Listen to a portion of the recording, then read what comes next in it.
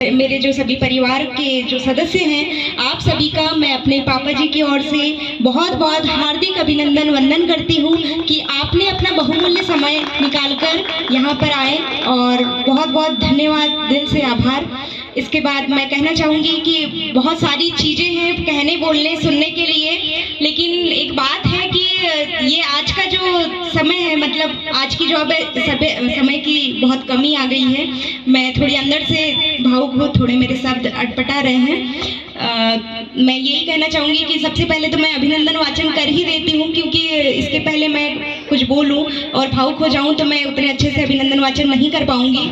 तो ये जो अभिनंदन वाचन है, सबसे पहले मैं ये भी कहना चाहूँगी कि मेरे अभी जो आदर्श हैं, सबसे पहले मेरे पापा जी, मेरे भैया, और अभी की कंडीशन में मेरे एक और आदर्श हैं, मेरे परम आदरणीय श्री जेपी शुक्ला सर जी, जो जिनसे मुझे अपनी बेटी की तरह प्यार मिलता है, और मेरे स्टाफ के ही मेरे परम आदरणीय शर्मा सर जी, उनसे भी मुझे बेटी की तरह ही प्यार मिलता है, और वो दोनों भी आए, उनको भी बहुत बहुत धन्यवाद।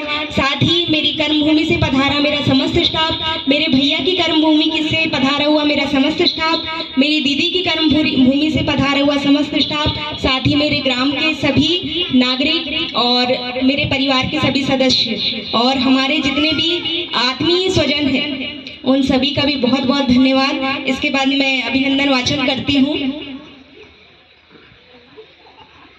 सेवानिवृत्ति की घड़ी में करते अभिनंदन, स्वीकारो वंदन। सेवानिवृत्ति की घड़ी में करते अभिनंदन, स्वीकारो वंदन। और आइए मैं इस अंतरे में वर्णन करना चाहूँगी मेरे पापा जी के जन्म तारीख का, साथ ही मेरे पापा जी के पिताजी, उनकी माता जी और उनकी दो प्यारी प्यारी बहनें हैं जो बैठी हैं, तो उनके लिए कहना चाहूँगी।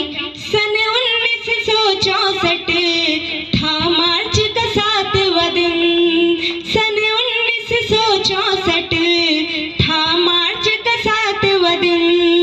पिता जिनके श्री बेनीराम और माथी पूज्य फुलन, जिनकी प्यारी प्यारी दो बहना लीला और कासन, स्वीकारो वंदन।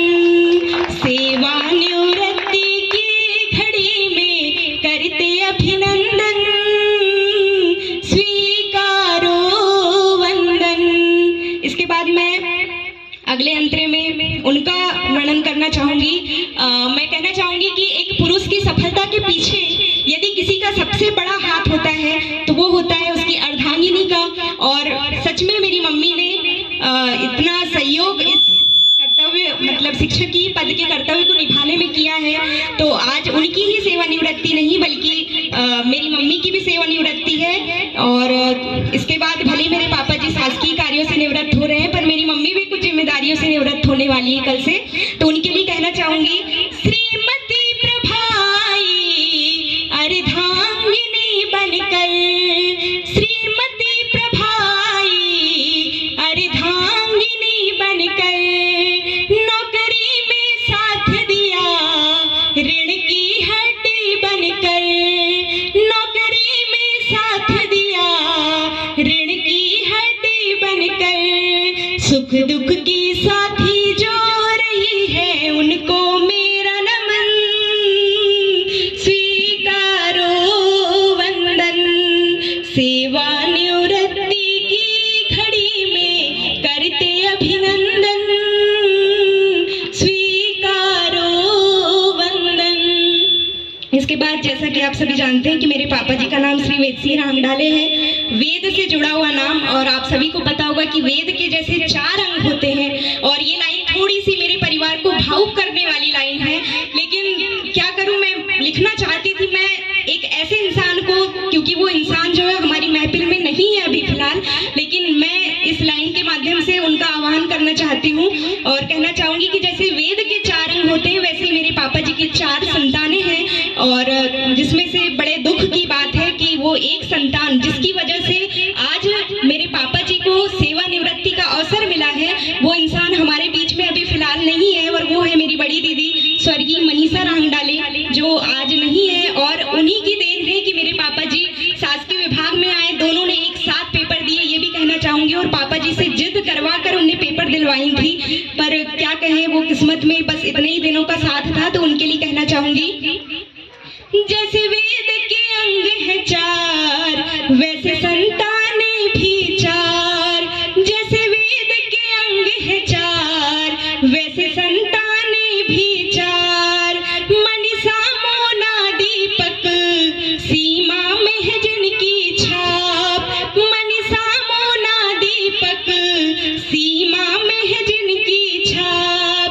पर एक अंग खो गई मनीषा, जिसकी वजह से ये दिन स्वीकारो वंदन। सेवानिवृत्ति की घड़ी में करते अभिनंदन, स्वीकारो वंदन। और इसके बाद मैं अपने पापा जी की शिक्षा का वर्णन करना चाहूंगी। पहली से 8वीं आप साला खामी में पढ़े। पहली से 8वीं आप साला खामी में पढ़े। 9वीं से 11वीं आप बरघाट की ओर बढ़े। 9वीं से 11वीं आप बरघाट की ओर बढ़े। कॉलेज की पढ़ाई सिवनी से और केवलारी से खुले जहाँ ज्ञान नयन। सेवानिवृत्ति की घड़ी में करते अभिनंदन, स्वीकारो वंदन। इसके बाद मैं उस लाइन का वर्णन करना चाहूंगी।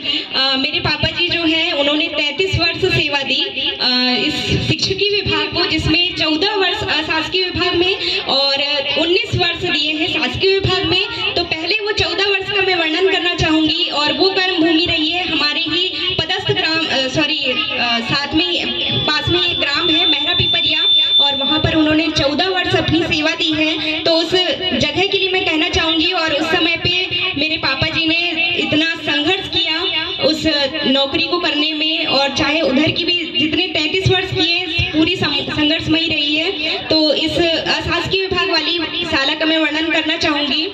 महरा पिपरिया की अशास की साला, महरा पिपरिया की अशास की साला।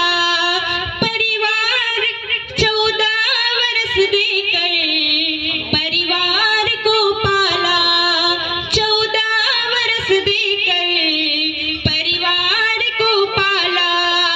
10वीं की ट्यूशन भी पढ़ा कर काटे हैं जीवन, स्वीकारो वंदन। सेवानिवृत्ति की घड़ी में करते अभिनंदन, स्वीकारो वंदन। और आज जो पापा जी शासकीय विभाग में आए, तो वो नियुक्ति हुई थी 31 अक्टूबर सन 2007 को, जब पापा जी ने शासकीय विभाग को ज्वाइन किया था। तो इसके लिए मैं कहना चाहूंगी कि 31 अक्टूबर को सन 2007, 31 अक्टूबर को सन 2007, शासकीय शिक्षक की फिर मिल गई सौगात। शासकीय शिक्षक की फिर मिल गई सौगात। 19 बरस की सेवा देकर धन्य हुआ जीवन, स्वीकारो वंदन। सेवानिवृत्ति की घड़ी में करते अभिनंदन, स्वीकारो वंदन। इसके बाद अब ये जो शासकीय विभाग में पापा जी ने जो 19 वर्ष दिए, उसमें से 18 वर्ष जो थे वो थावरी बड़ी में रहे हैं, और बचे जो 1 वर्ष का जो साथ था वो विनय का टोला में। और बहुत ही गर्व की बात है मेरे पापा जी के लिए, मतलब पापा जी को सच में बहुत अंदर से खुशी हो रही होगी कि उनकी कर्म भूमि विनय का टोला से भी यहाँ पर हमारे बीच में सर आए हुए हैं। उनका भी बहुत बहुत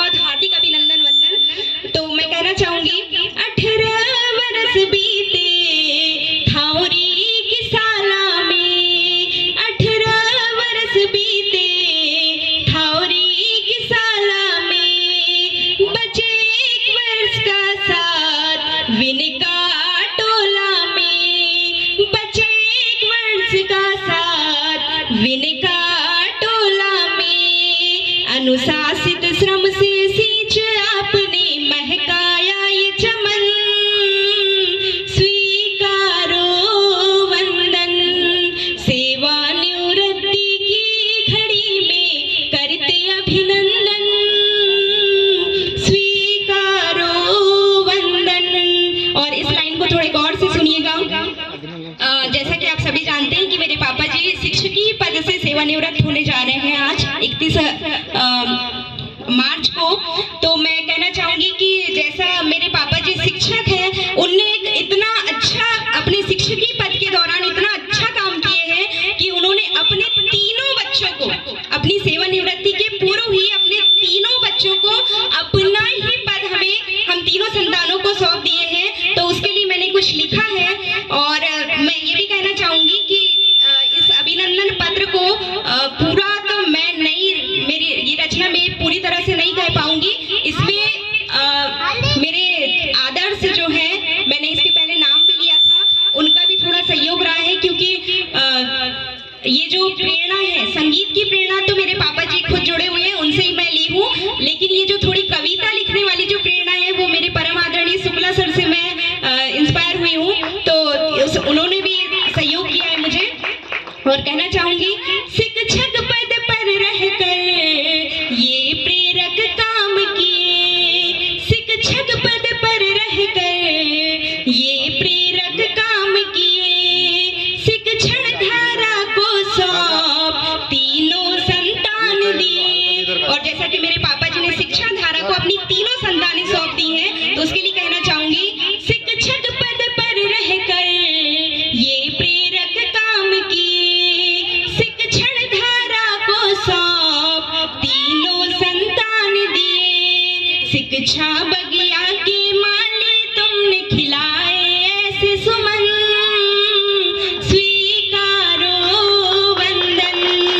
सेवानिवृत्ति की घड़ी में करते अभिनंदन, स्वीकारो वंदन, स्वीकारो वंदन, स्वीकारो वंदन। और मेरे मन में बहुत सारी बातें हैं, लेकिन बस इतना ही। बहुत बहुत धन्यवाद आप सभी को। और यहाँ पर मतलब आज सच में इतना अच्छा लग रहा है ना, मेरे पापा जी से जुड़े हुए इतने सारे लोग, मतलब अब क्या बोलूँ मैं, जैसे विजयवार अंकल, वर्मा अंकल, मैं अभी तो फिलहाल इन्हीं को जान रही हूँ नाम से। तो इन लोगों को भी बहुत बहुत धन्यवाद अंकल कि आप इतने शुभ दिन पर पापा जी को इतनी बड़ी खुशी दी है। आपका भी बहुत बहुत धन्यवाद।